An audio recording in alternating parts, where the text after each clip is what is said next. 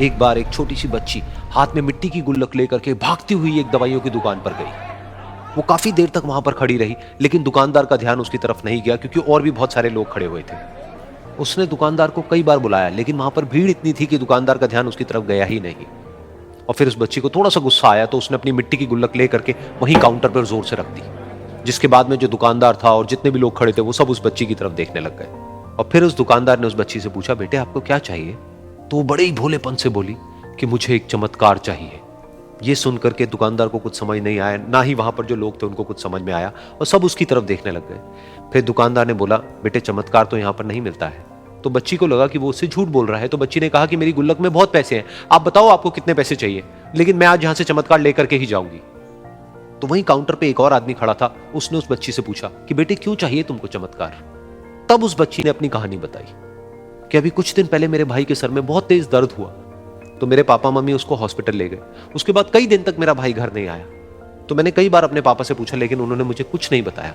उन्होंने बार बार यही कहा कि वो आ जाएगा, वो कल आ जाएगा, वो कल आ जाएगा, लेकिन वो आ ही नहीं रहा था। तो मैंने देखा कि मम्मी रो रही है, और पापा मम्मी को कह रहे थे कि उसकी दवाइयों के लिए और उसके इलाज के लिए जितने पैसे चाहिए उतने मेरे पास में नहीं है, अब उसको कोई चमत्कार ही बचा सकता है। तब मुझे लगा कि अगर मेरे पापा के पास में इतने पैसे नहीं भी हैं तो क्या हुआ, मेरे पास में तो है। तो मैंने जितने भी पैसे जोड़ रखे हैं वो सारे लेकर के मैं इस दवाई की दुकान पर आई। फिर उस आदमी ने उस बच्ची से पूछा, कितने पैसे हैं तुम्हारे पास में? ये सुनते ही उस बच्ची ने अपनी गुल्लक उठाई, जमीन पर फेंकी और तोड़ दी, और पैसे गिनने लग गई। बाकी सब लोग खड़े होकर के उसको देख रहे थे। थोड़ी देर बाद उसने सारे पैसे अपने हाथ में इकट्ठे किए और बोली, मेरे पास में पूरे 19 रुपए हैं। वो जो आदमी वहां पर खड़ा था वो थोड़ा सा मुस्कुराया और बोला कि अरे तुम्हारे पास में तो पूरे पैसे हैं, इतने का ही तो आता है चमत्कार। ये सुनकर के वो बच्ची बहुत खुश हो गई और बोली कि चलो मैं आपको अपने पापा से मिलवाती हूं।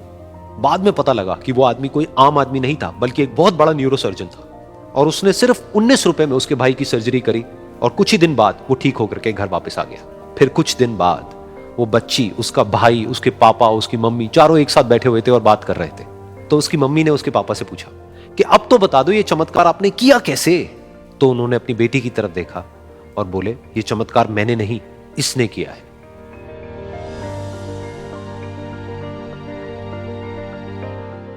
तो यहां पर एक बहुत बड़ी बात है जो हम उस छोटी सी बच्ची से सीख सकते हैं कि जिंदगी में कभी कभी ऐसा होता है कि हमको कोई रास्ता नजर नहीं आ रहा होता है और हम लोग हिम्मत हार जाते हैं। तब हमारे अंदर एक बच्चा होता है जो कोशिश करने से कभी भी पीछे नहीं हटता है। वो हार मानने को तैयार नहीं होता है क्योंकि उसको ना शब्द समझ नहीं आता है। वो बच्चा जिसके लिए कुछ भी नामुमकिन नहीं है, क्योंकि वो हर हाल में कोशिश करता ही रहता है।